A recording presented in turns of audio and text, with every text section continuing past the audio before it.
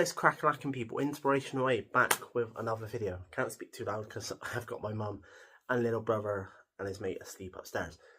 And I have to scoot back around because obviously this isn't my normal recording area.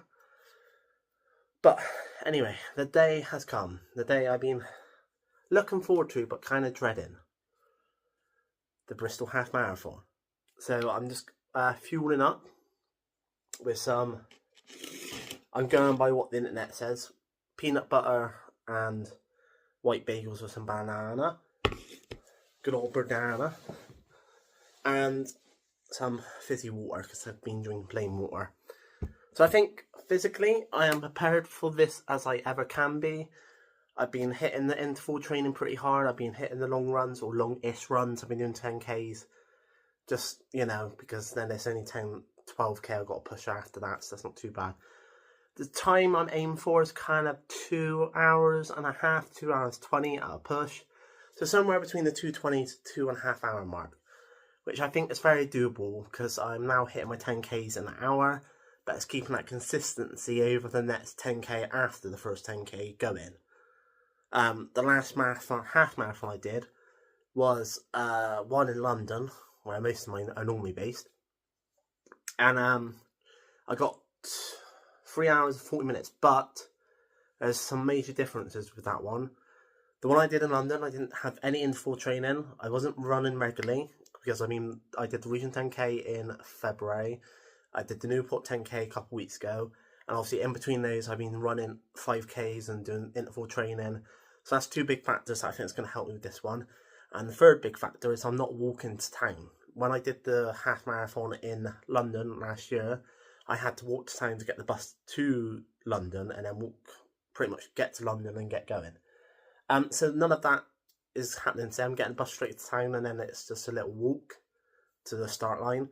So I'm feeling good, feeling pumped, feeling ready. I think I'm definitely going to be able to hit that 2.5 mark, 2.5 hour mark, 2:20 mark. I just need to get myself mentally ready because I've been in a bit shit, a bit under the weather. Couldn't really hit any running this week, which was a bit annoying. And I've just been in a shitty mood all week, and I think it's just because of work. And as much as I love running, and I love doing these events, building my own legacy and getting these medals and putting the hard work in, it can be a very lonely, I guess, times, which is why I always say you've got to be your own motivator, your own, how do you say? Yeah, you've got to be your own motivator, because if I didn't motivate myself and lock in when I go to these runs and think why I'm doing this, I wouldn't get them done. Because when you're seeing videos of people, just the London one for example, you're seeing videos of people doing the London marathons and they're getting to the end and they're being greeted by family or friends or loved ones. It's a bit of a downer when I know personally I'm going to this Bristol one now and I'm going to have no one there supporting me. None of my friends can make it because none of them live close. 3 of them live quite far away and then another one's busy today. None of my family are going to be there because I'm not close to my family like that. They won't come and support me with stuff like this. It's just the truth, harsh truth. And I don't have a girlfriend. So when you're seeing videos of people like getting to the end and crossing that line and they're getting to share that moment with loved ones or family or friends, it can be a bit of a downer. So it has put a bit of a downer on me mentally, because it's just like I've been thinking it's a bit shit that I'm not going to get to experience that when I get to the end of the line, especially with this one being the iconic Bristol Half Marathon, the first half marathon of the year. But I think once I get there and the music's on and I locked in, done my exercises, I'm in the environment, I should be alright. I just need to get myself mentally ready, because not been feeling the greatest leading up to this, and that's not the mentality I need going into this. But you know, it's a bit hard when I because you're seeing videos of that sort of stuff. But anyway, I'm gonna eat my breakfast. I've been carbing up all week anyway, and water. Last 3 days I've been carbing up loads and water loads as well. So I think with all the other stuff I've mentioned, this time I'm gonna be able to hit this time. But yeah, I will see you probably. You'll probably get little snippets of the Bristol Half Marathon, and I'll see you at the end when I tell you how I go on. In a bizzle. Bye.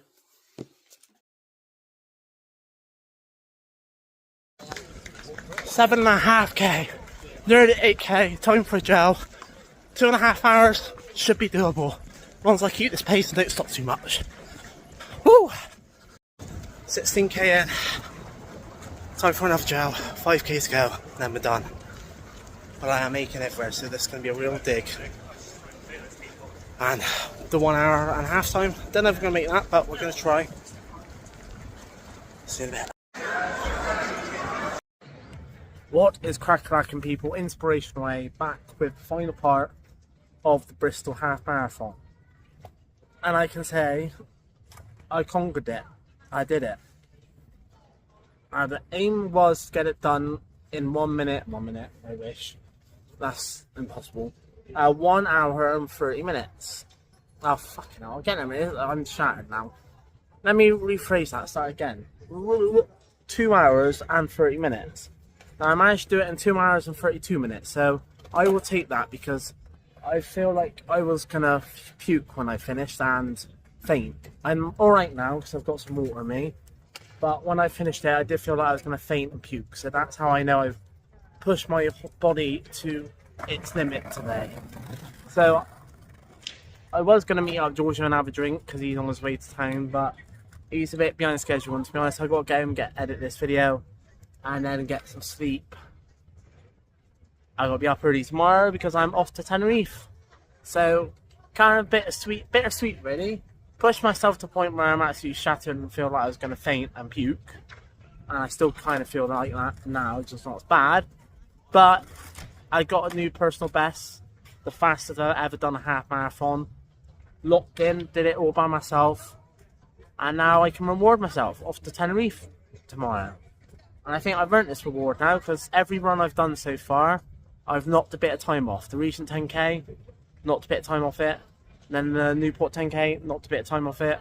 And then that's probably the best half marathon I've ever... No, that is the best half marathon time I've ever got. So the next one is Cheltenham Half Marathon, but I might just turn that into a 10k because the thing that one is, I'm seeing Pitbull the day after.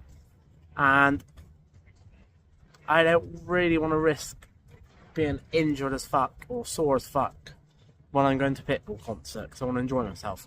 Obviously, it's a bit different when I go on a holiday by myself, so I've got 7 days in an all-inclusive hotel, and there's a few other things that I've got planned. But don't worry, I will still make the vlogs interesting and good and do stuff. That's another reason why I don't really think I should go and meet Georgia for drinks, because I haven't got much money. But yeah, overall, as much as I'm aching now and I know I'm going to eat tomorrow and I feel sick and faint still a little bit, I smashed it. I did it. Freaking did it. So, even though this morning I was a bit, iffy, we locked in and we got it done. So I will see you tomorrow. Well, not tomorrow. Tuesday, I think the first holiday vlog will be uploaded. So I'll see you Tuesday. Cheers then, bye.